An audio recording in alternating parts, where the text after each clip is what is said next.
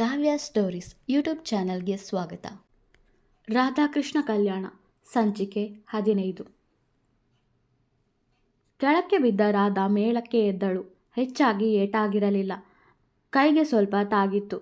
ಅವಳ ಬಳಿಗೆ ಬಂದ ಕೃಷ್ಣ, ಲೇ, ಕಣ್ಣು ಬಿಟ್ಕೊಂಡು ನೋಡ್ಕೊಂಡು ಹೋಗಿ, ಅದ್ಯಾಕೆ ಹಾರಾಡ್ಕೊಂಡು ಹೋಗ್ತೀಯಾ? ತಾಗಿ ಕೈ ಕಾಲು ಮುಡ್ಕೊಂಡ್ರೆ ನಾನು ನಿನ್ನ ಸೇವೆ ಮಾಡ್ಕೊಂಡು ಕೂತ್ಕೊಳ್ಳಲ್ಲ. ಕೃಷ್ಣ ಹೇಳಿದಾಗ, ಹೇಯ್, ನನಗೆ ಯಾಕೋ ಬೈತಾ ಇದೆಯಾ? ನನ್ನ ತಪ್ಪಲ್ಲ ನೋಡು, ಈ ಕಾರಿನವರ ತಪ್ಪು. ಅವರೇ ರಾಂಗ್ ರೂಟ್ನಲ್ಲಿ ಬಂದಿರೋದು. ಸ್ವಲ್ಪ ಸರಿಯಾಗಿ ಕಣ್ಣು ಬಿಟ್ಟು ನೋಡಿ ಮಾತಾಡು. ರಾಧಾ ಹೇಳಿದಾಗ ಕಾರಿನವರು ಇಳಿದು ಬಂದರು. ಹೇಯ್, ಕಣ್ ಕಾಣಿಸಲ್ವಾ? ಇಂಗ್ಲಿಷ್ನಲ್ಲಿ ಕೇಳಿದ್ದರು ತೂರಾಡುತ್ತಾ. ಲೇ, ನಿಂಗೆ ಕಣ್ ಕಾಣಿಸಲ್ವೇನೆ? ಕಂಠ ಪೂರ್ತಿ ಕುಡಿದು ತೂರಾಡ್ತಾ ಇದೆಯಾ? ನೀನು ಕಾರ್ ಓಡಿಸಿ ನನ್ನ ಪ್ರಾಣ ಹೋಗಿದ್ದಿದ್ರೆ ಏನೇ ಮಾಡ್ತಾ ಇದ್ದೆ? ರಾಧಾ ಕನ್ನಡದಲ್ಲೇ ಕೇಳಿದ್ದಳು. ಹೋ, ಕನ್ನಡ ಇಂಡಿಯಾದವರಾ? ಕೇಳಿದ್ದಳವಳು. ಯಾರದು ಬೇಬಿ? ಕಾರಿನ ಮತ್ತೊಂದು ಕಡೆಯಿಂದ ಇಳಿದವ ಕೇಳಿದ. ಬೇಬಿ ಅಲ್ಲ, ಗೋಬಿ. ಕಿತ್ತೋದ್ ಮುಖದವನೇ. ಗಂಡಸಾಗಿ ನೀನಿದ್ರು ಅವಳ ಹತ್ರ ಯಾಕೋ ಕಾರು ಓಡಿಸ್ತಿದ್ಯಾ? ಹೋ, ಅವಳು ಸ್ವಲ್ಪ ಕಡಿಮೆ ಕುಡ್ದಿದ್ದಾಳೆ. ನೀನು ನಿಂತ್ಕೊಳ್ಳೋಕೆ ಕಷ್ಟಪಡ್ತಾ ಇದೆಯಾ? ಕುಡ್ದು ಡ್ರೈವ್ ಮಾಡೋದು ತಪ್ಪು ಅಂತ ಗೊತ್ತಿಲ್ವಾ? ಶಿಕ್ಷೆ ಆಗುತ್ತೆ. ರಾಧಾ ಹೇಳುತ್ತಿರಬೇಕಾದರೆ, ಹಲೋ, ನೀನು ತುಂಬ ಜಾಸ್ತಿ ಮಾತಾಡ್ತಾ ಇದೆಯಾ? ಈಗೇನು ನಿನ್ನ ಪ್ರಾಣ ಹೋಗಿಲ್ಲ ತಾನೆ? ಮತ್ತ್ಯಾಕೆ ಹೀಗೆ ಕೂಗಾಡ್ತೀಯಾ? ಅವಳು ಹೇಳಿದಾಗ, ರಾಕ್ಷಸಿ, ಈಗೇನು ಆಗಿಲ್ಲ ತಾನೆ, ಬಿಡು. ಕೃಷ್ಣ ಹೇಳಿದಾಗ, ಏನು ಬಿಡೋದು? ಇಂಥವ್ರನ್ನೆಲ್ಲ ಸುಮ್ಮನೆ ಬಿಡಬಾರ್ದು. ನೋಡು, ಇಬ್ರು ಕುಡಿದು ಹೇಗೆ ತೂರಾಡ್ತಾ ಇದ್ದಾರೆ ಅಂತ. ಇವರ ಪ್ರಾಣಕ್ಕೆ ಗ್ಯಾರಂಟಿ ಇಲ್ಲ. ಕಾರ್ ಬೇರೆ ಓಡಿಸೋದಂತೆ. ನನಗೆ ಏನೂ ಆಗಿಲ್ಲ, ಓಕೆ. ಇಲ್ಲಿ ಬೇರೆ ಯಾರಾದರೂ ಇದ್ದು ಅವ್ರಿಗೇನಾದರೂ ಆಗಿದ್ದಿದ್ರೆ ಪಾಪ, ಒಂದು ಅಮಾಯಕ ಜೀವ ಹೋಗ್ತಾ ಇತ್ತು. ಅವರ ಮನೆಯವರನ್ನು ಇವರು ಸಾಕ್ತಾ ಇದ್ರಾ? ರಾಧಾ ಕೇಳುತ್ತಿರಬೇಕಾದರೆ, ಈಗೇನು ಮಾಡ್ತೀಯ ನೀನು? ಏನು ಗುಂಪು ಕಟ್ಟಿಕೊಂಡು ಬಂದು ನಮಗೆ ಹೊಡಿಸ್ತೀಯಾ? ನೋಡು, ಸುಮ್ಮನೆ ಇಲ್ಲಿಂದ ಹೋದರೆ ಸರಿ. ಟೂರ್ಗೆ ಬಂದ್ಯಾ, ಈ ಊರಲ್ಲಿ ನೋಡಿದ್ಯಾ, ಇಲ್ಲಿಂದ ಹೋದ್ಯಾ ಅಷ್ಟೇ ಇರಬೇಕು. ಅದನ್ನು ಬಿಟ್ಟು ನಮ್ಮ ತಂಟೆಗೆಲ್ಲ ಬಂದರೆ ಸರಿ ಇರಲ್ಲ. ಅವಳು ಹೇಳಿದಾಗ, ಏನೇ ಮಾಡ್ತೀಯಾ? ನನಗೆ ಆವಾಜ್ ಆಗ್ತಾ ಇದೆಯಾ? ನಾನು ಯಾರು ಗೊತ್ತಾ? ನಮ್ಮಪ್ಪ ನಮ್ಮ ಊರಿಗೆ ದೊಡ್ಡ ಡಾನು. ನಾನು ಡಾನ್ ಮಗಳು ನಿಂಗೆ ಹೆದರ್ತಾಳೆ ಅಂದ್ಕೊಂಡ್ಯಾ? ನೋವೇ, ಚಾನ್ಸೇ ಇಲ್ಲ. ಏನು ಹೊಡಿತೀಯಾ ನನಗೆ? ಬಾರೆ ಬಾ, ನಾನು ಕರಾಟೆಯಲ್ಲಿ ಚಾಂಪಿಯನ್ನು. ಬಾ, ಒಂದು ಕೈ ನೋಡ್ತೀನಿ ನಿನ್ನ. ರಾಧಾ ಹೇಳುತ್ತಿರಬೇಕಾದರೆ, ಇವಳ ಆ ಗಂಜೂಸ್ ಅಶ್ವತ್ಥಪ್ಪ ಡಾನಾ? ಮನಸ್ಸಲ್ಲೇ ಗೊಣಗಿದವ, ಲೇ, ನಮಗ್ಯಾಕೆ ಬೇಕು ಈ ಕುಡುಕರ ಸಹವಾಸ? ಗೊತ್ತಿಲ್ಲದೆ ಇರೋ ಊರಲ್ಲಿ ಇದೆಲ್ಲ ಬೇಕಾ? ಸುಮ್ಮನೆ ಬಾ, ಹೋಗೋಣ. ಕೃಷ್ಣ ಹೇಳಬೇಕಾದರೆ, ಪಾಪ, ನಿನ್ನ ಲವರ್ಗೆ ಸಿಕ್ಕಾಪಟ್ಟೆ ಭಯ ಅನಿಸುತ್ತೆ. ಅವನೇ ಹೆದರಿ ಓಡಿ ಹೋಗೋಕ್ಕೆ ರೆಡಿ ಆಗ್ತಾ ಇದ್ದಾನೆ. ನಿಂದೇನೆ ಅದೇನೋ ಕರಾಟೆ ಗೊತ್ತು ಅಂದ್ಯಲ್ಲ, ಬಾ, ಅದೇನು ಫೈಟ್ ಮಾಡ್ತೀಯೋ ನನ್ನ ಹತ್ರ ಮಾಡು ಎನ್ನುತ್ತಾ ಅವನು ಮುಂದೆ ಬಂದಾಗ, ಸರ್, ಅವಳಿಗೇನು ಗೊತ್ತಾಗಲ್ಲ. ಮಗು ಹಾಗೆ ಮಾತಾಡ್ತಾಳೆ. ಅವಳಿಗೆ ನಾನು ಬುದ್ಧಿ ಹೇಳ್ತೀನಿ ಎನ್ನುತ್ತಾ ರಾಧಾ ಮುಂದೆ ಬಂದು ನಿಂತ ಕೃಷ್ಣ. ಬೇಬಿ, ಮಗು ಅಂತೆ, ಪಾಪ. ನೋಡಿ ಸರ್, ನಮ್ಮ ಪಾಡಿಗೆ ಹೋಗೋಕೆ ಬಿಟ್ಟಿದ್ರೆ ನಾವು ಸುಮ್ಮನೆ ಹೋಗ್ತಾ ಇದ್ವಿ. ಆದರೆ ನಮ್ಮನ್ನು ಕೆಣಕಿದವಳು ಇವಳೇ ಫೈಟ್ ಮಾಡೋಕೆ ಕರೆದು ಅವಳೇ ಈಗ ಹೋದರೆ ಹೇಗೆ? ನೀವೇನು ಬುದ್ಧಿ ಹೇಳೋದು ಬೇಡ, ನಾನೇ ಬುದ್ಧಿ ಹೇಳ್ತೀನಿ. ನೀವು ಸ್ವಲ್ಪ ಸೈಡ್ನಲ್ಲಿ ನಿಲ್ಲಿ ಸರ್ ಎಂದು ಕೃಷ್ಣನನ್ನು ಪಕ್ಕಕ್ಕೆ ತಳ್ಳಿ, ಬಾ ಡಿಯರ್, ಅದೆಷ್ಟು ಕರಾಟೆ ಗೊತ್ತು ಅಂತ ನಾನು ನೋಡ್ತೀನಿ ಎನ್ನುತ್ತಾ ರಾಧಾ ಕೈ ಹಿಡಿಯಲು ಬಂದನವ.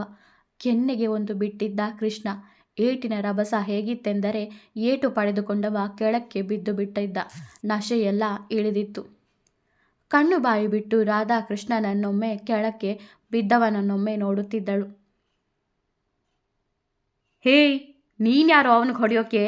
ಎಷ್ಟೋ ಧೈರ್ಯ ನಿಂಗೆ ಎನ್ನುತ್ತಾ ಬಂದವಳನ್ನು ನೋಡಿದ ಕೃಷ್ಣ, ಮಾತಾಡಿದ್ರೆ ನಿಂಗೂ 2 ಬೀಳುತ್ತೆ ಎಂದ. ಅವರ ಜಗಳ ನಡೆಯುತ್ತಿದ್ದ ಜಾಗಕ್ಕೆ ಪೊಲೀಸ್ ಬಂದಿದ್ದರು. ಅವರನ್ನು ನೋಡಿ 4 ಜನರಿಗೂ ಭಯ ಶುರುವಾಗಿತ್ತು. ಏನು ನಡೀತಾ ಇದೆ ಇಲ್ಲಿ ಪೊಲೀಸ್ನವರು ಕೇಳಿದಾಗ ಕೃಷ್ಣ ನಡೆದ ವಿಷಯ ತಿಳಿಸಿದ. ಅವರಿಬ್ಬರನ್ನು ನೋಡಿದಾಗ ಕುಡಿದಿರುವುದು ಖಾತ್ರಿಯಾಗಿತ್ತು. ಜೊತೆಗೆ ಡ್ರಗ್ಸ್ ತೆಗೆದುಕೊಂಡಿರುವುದರ ಬಗ್ಗೆಯೂ ಅನುಮಾನ ಮೂಡಿತ್ತು. 4 ಜನರನ್ನು ಸ್ಟೇಷನ್ನಿಗೆ ಕರೆದುಕೊಂಡು ಹೋದರು. ರಾಧಾಕೃಷ್ಣ ಒಂದು ಕಡೆಯಲ್ಲಿ ಕೂತಿದ್ದರೆ ಮತ್ತೊಂದು ಕಡೆಯಲ್ಲಿ ಅವರಿಬ್ಬರು ಕೂತಿದ್ದರು. ಇಬ್ಬರು ರಾಧಾಕೃಷ್ಣರನ್ನು ತಿನ್ನುವಂತೆ ನೋಡುತ್ತಿದ್ದರು. ಲೋ, ನೀನ್ಯಾಕೋ ಅವನಿಗೆ ಹೊಡೆದೆ? ಎಲ್ಲ ಮಾತಾಡಿ ಬಗೆಹರಿಸಬಹುದಿತ್ತಲ್ಲ.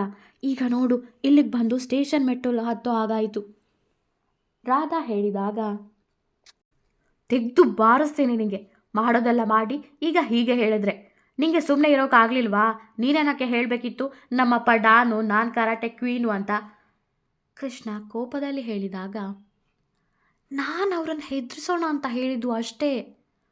ರಾಧಾ ಮಾತಿಗೆ, ಹೆದರಿಸೋದು ಲೂಸು. ನನ್ನ ಕೈ ಈಗಲೂ ಉರಿತಾ ಇದೆ. ಆ ಡಬ್ಬ ನನ್ನ ಮಗಂದು ಹಂದಿ ಚರ್ಮ ಇರಬೇಕು. ಕೃಷ್ಣ ಹೇಳಿದಾಗ ಕಿಸಕ್ಕನೆ ನಕ್ಕಳು ರಾಧಾ.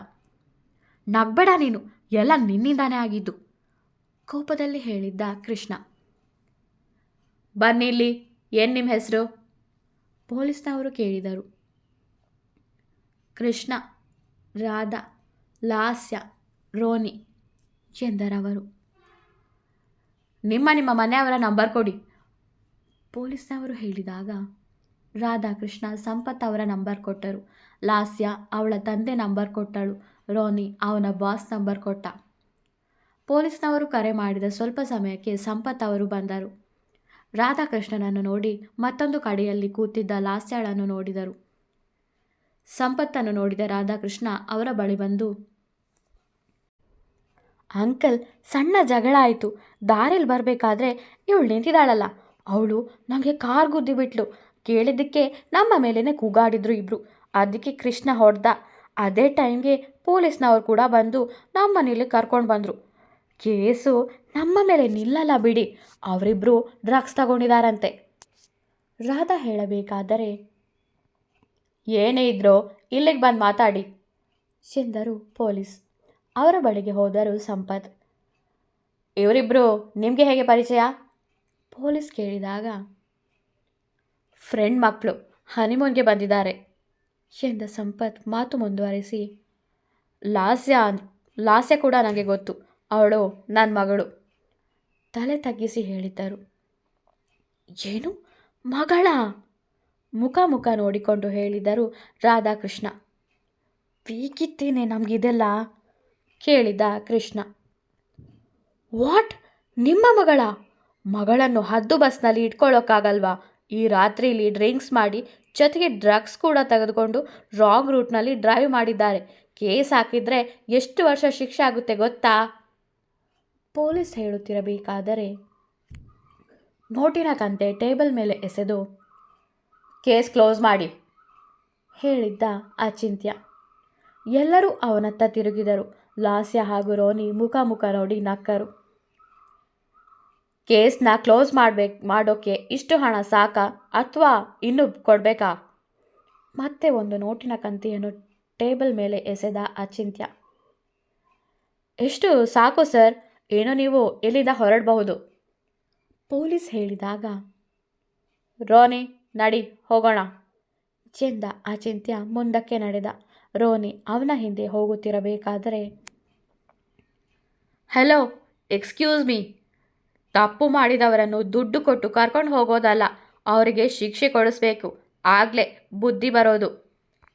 ರಾಧಾ ಹೇಳಿದಾಗ ಅವಳತ್ತ ನೋಡಿದ್ದ ಅಚಿಂತ್ಯ ಕಿರುನಗೆ ಬೀರಿ, ತುಂಬ ಸುಂದರವಾಗಿದ್ಯಾ, ಅದಕ್ಕೆ ನಿನ್ನ ಸುಮ್ಮನೆ ಬಿಡ್ತಾ ಇದ್ದೀನಿ, ಇಲ್ಲ ಅಂದಿದ್ರೆ. ಅಚಿಂತ್ಯ ಹೇಳಬೇಕಾದರೆ, ಏನೋ ಮಾಡ್ತಾ ಇದ್ದೆ ಕೋಪದಲ್ಲಿ ಕೇಳಿದ್ದಳು ರಾಧಾ. ಬಾಸ್, ಇಂಡಿಯಾದವಳು, ರೋನಿ ಹೇಳಿದ. ವಾವ್, ನಮ್ಮ ಇಂಡಿಯಾದವಳ?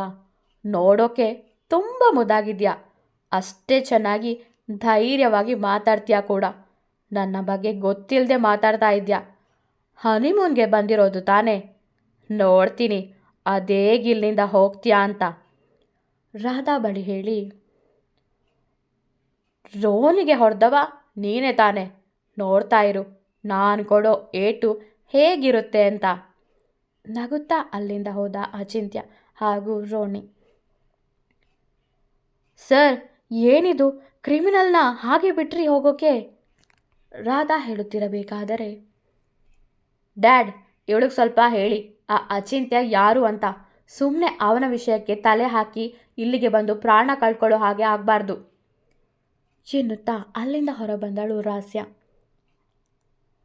ರಾಧಾ, ಕೃಷ್ಣ, ಬನ್ನಿ ಹೋಗೋಣ, ಅವನ ವಿಷಯ ಮನೇಲಿ ಹೇಳ್ತೀನಿ ಎನ್ನುತ್ತಾ ಇಬ್ಬರನ್ನೂ ಕರೆದುಕೊಂಡು ಹೋದರು ಸಂಪತ್. 4 ಜನವು ಮನೆಗೆ ಹೊರಟರು. ಅವರನ್ನು ಸುಮ್ಮನೆ ಬಿಡಬಾರ್ದು ಬಾಸ್.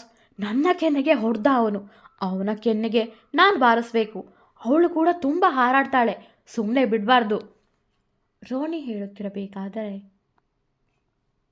ರೋಣಿ, ಅವನನ್ನು ನೀನು ಏನು ಬೇಕಾದರೂ ಮಾಡು, ಆದರೆ ಅವಳು ಮಾತ್ರ ನನಗೆ ಬೇಕು ಅಚಿಂತ್ಯ ಹೇಳಿದಾಗ, ಏನು ಬಾಸ್, ಲವ್ವಾ ರೋಣಿ ಕೇಳಿದ.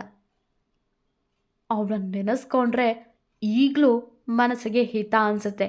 ಅವಳು ಮಾತಾಡ್ತಾ ಇರಬೇಕಾದ್ರೆ ಪಟಪಟ ಅಂತ ಹೊಡ್ಕೊಳ್ತಾ ಇದ್ದ ಕಣ್ಣ ರೆಪ್ಪೆ, ಅವಳು ಮಾತಾಡ್ತಾ ಇರಬೇಕಾದ್ರೆ ವಟವಟ ಅಂತ ಹೇಳ್ತಾ ಇದ್ದ ಆ ತುಟಿ, ಕೋಪದಲ್ಲಿದ್ದಾಗ ಕೆಂಪಾಗಿದ್ದ ಆ ಕೆನ್ನೆ.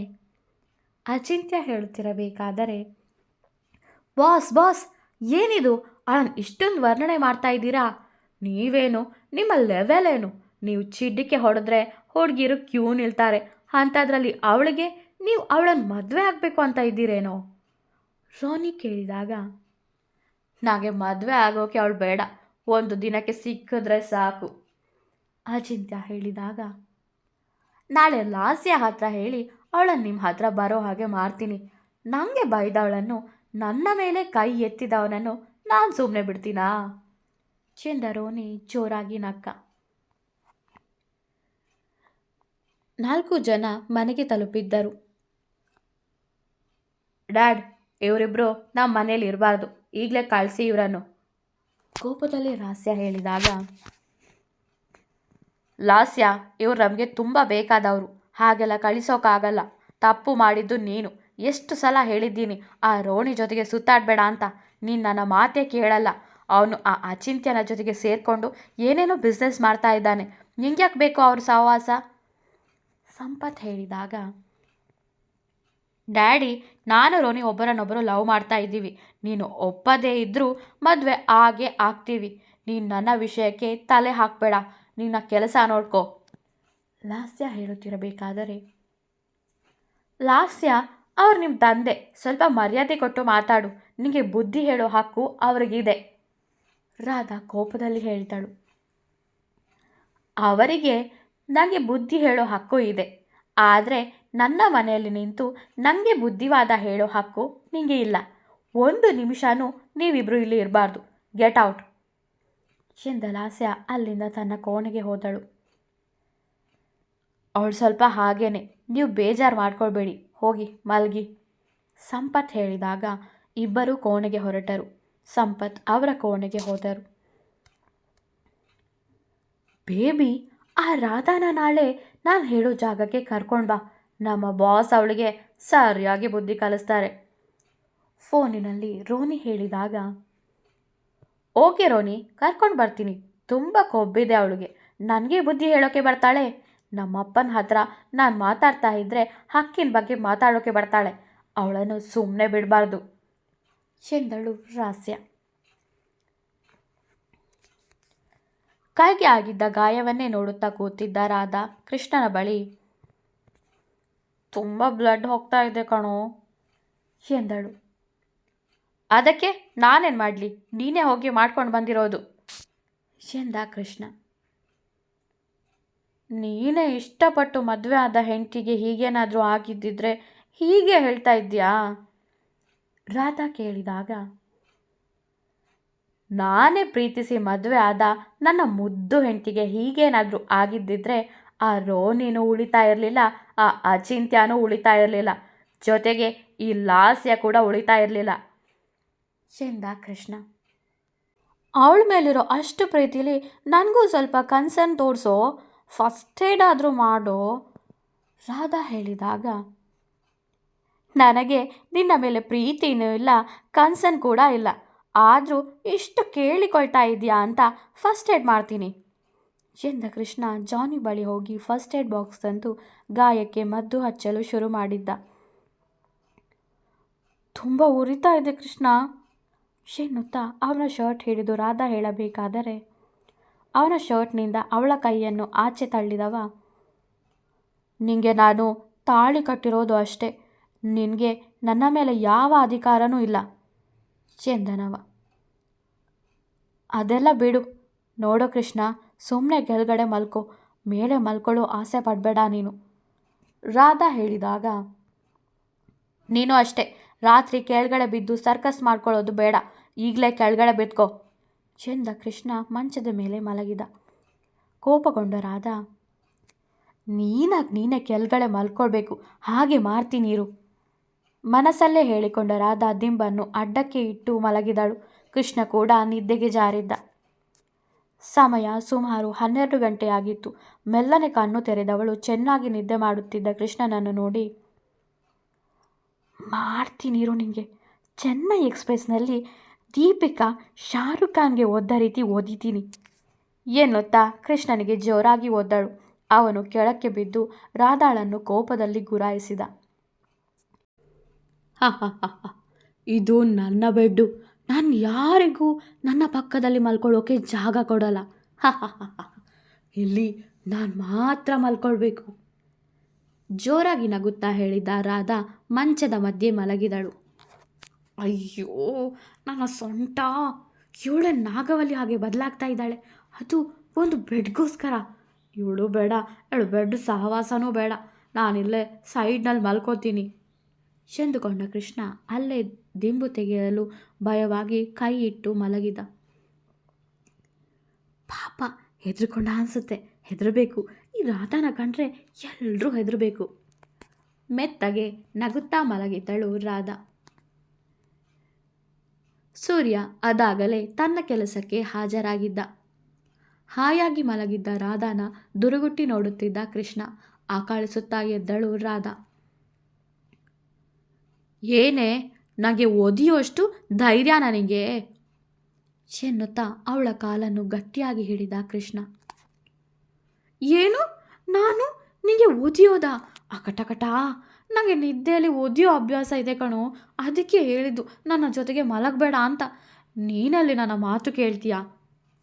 ಏನೂ ತಿಳಿಯದವಳಂತೆ ರಾಧಾ ಹೇಳಿದಾಗ, ರಾಕ್ಷಸಿ, ನನ್ನ ಸೊಂಟ ಹೋಯ್ತು. ನಿನ್ನ ಕಾಲು ಮುರಿದು ಕೈಯಲ್ಲಿ ಕೊಡುವಷ್ಟು ಕೋಪ ಬಂದಿತ್ತು. ಇದೇ ನೋಡು, ಈಗಲೇ ಹೇಳ್ತಾ ಇದ್ದೀನಿ, ಒಂದು ದಿನ ನೀನು ಬೆಡ್ ಮೇಲೆ ಮಲ್ಕೋ, ಇನ್ನೊಂದು ದಿನ ನಾನು ಬೆಡ್ ಮೇಲೆ ಮಲ್ಕೊಳ್ತೀನಿ. ಇದಕ್ಕೆ ಮತ್ತೆ ತಕರಾರು ಎತ್ತಿದೆ ಅನ್ಕೋ, ಈ ಕಾಲು ಮುರಿದಾಕ್ತೀನಿ ಎಂದ ಕೃಷ್ಣ ಅಲ್ಲಿಂದ ಹೋದ. ನಿಜ, ಬೇಕು ಅಂತಲೇ ಒದ್ದೆ ಅಂತ ಗೊತ್ತಾಗಿದ್ದಿದ್ರೆ ನಿಜವಾಗ್ಲೂ ನನ್ನ ಕಾಲು ಮುರಿದು ಕೈಯಲ್ಲಿ ಕೊಡ್ತಾ ಇದ್ದ. ಆದರೂ ಒಂದಿನ ಬಿಟ್ಟು ಒಂದಿನ ಮಲ್ಕೊಳ್ಳೋ ಹಾಗಾಯ್ತಲ್ಲ, ಇರಲಿ, ಅದಕ್ಕಾದರೂ ಏನಾದರೂ ಐಡಿಯಾ ಮಾಡ್ತೀನಿ ಮನಸ್ಸಲ್ಲೇ ಹೇಳಿಕೊಂಡಳು ರಾಧಾ. ವಂದನಾ ಫೋಟೋ ನೋಡಿಕೊಂಡು ಬೇಸರದಲ್ಲಿ ಕೂರುತ್ತಿದ್ದ ಕೃಷ್ಣನ ಬಳಿ ಬಂದ ರಾಧಾ, ಓಯ್, ನನಗೆ ತುಂಬ ಬೋರ್ ಆಗ್ತಾ ಇದೆ, ಬಾ ಹೊರಗಡೆ ಸುತ್ತಾಡ್ಕೊಂಡು ಬರೋಣ ರಾಧಾ ಹೇಳಿದಾಗ, ಅಮ್ಮ ತಾಯಿ, ನೀನು ಸುತ್ತಾಡಿ ನಿನ್ನೆ ಮಾಡಿದ್ದೇ ಸಾಕು, ಮತ್ತೆ ಇವತ್ತು ಹೋಗಿ ಮತ್ತಿನ್ನೊಂದೇನೂ ಮಾಡಬೇಡ, ಸುಮ್ಮನೆ ಹೋಗು ಕೃಷ್ಣ ಹೇಳಿದಾಗ, ಸುಮ್ಮನೆ ಕೂರೋಕ ಇಲ್ಲಿಗೆ ಬಂದಿರೋದು? ಸುತ್ತಾಡೋಕೆ ತಾನೇ. ನನ್ನ ಫ್ರೆಂಡ್ಸ್ ಏನೆಲ್ಲ ನೋಡಿದೆ ಅಂತ ಕೇಳಿದರೆ ಏನು ಹೇಳಬೇಕು ನಾನು ರಾಧಾ ಕೇಳಿದಾಗ, ಮನೇನ 10 ಸಲ ಸುತ್ತಾಡಿದೆ ಅಂತ ಹೇಳು, ಈಗ ಹೋಗಿಲ್ಲಿಂದ ಕೃಷ್ಣ ಹೇಳಿದ. ಈಗೇನು ಹೊರಗಡೆ ಕರ್ಕೊಂಡು ಹೋಗ್ತೀಯೋ ಇಲ್ವೋ ಸೊಂಟಕ್ಕೆ ಕೈ ಹಿಡಿದು ಕೇಳಿದಳು ರಾಧಾ. ಇಬ್ಬರ ಮಾತನ್ನು ಕೇಳಿಸಿಕೊಳ್ಳುತ್ತಿದ್ದ ಲಾಸ್ಯ ಅವರ ಬಳಿಗೆ ಬಂದು, ನಾನು ಇಡೀ ಮಲೇಷ್ಯಾ ತೋರಿಸ್ತೀನಿ ರಾಧಾ, ನನ್ನ ಜೊತೆಗೆ ಬರ್ತೀಯಾ ಕೇಳಿದ್ದಳು. ಮುಂದುವರಿಯುವುದು. ವಿಡಿಯೋ ಇಷ್ಟವಾದರೆ ಲೈಕ್ ಮಾಡಿ, ಕಮೆಂಟ್ ಮಾಡಿ. ನನ್ನ ಚಾನಲ್ಗೆ ಹೊಸಬರಾದರೆ ಸಬ್ಸ್ಕ್ರೈಬ್ ಮಾಡಲು ಮರೆಯಬೇಡಿ. ಧನ್ಯವಾದಗಳು.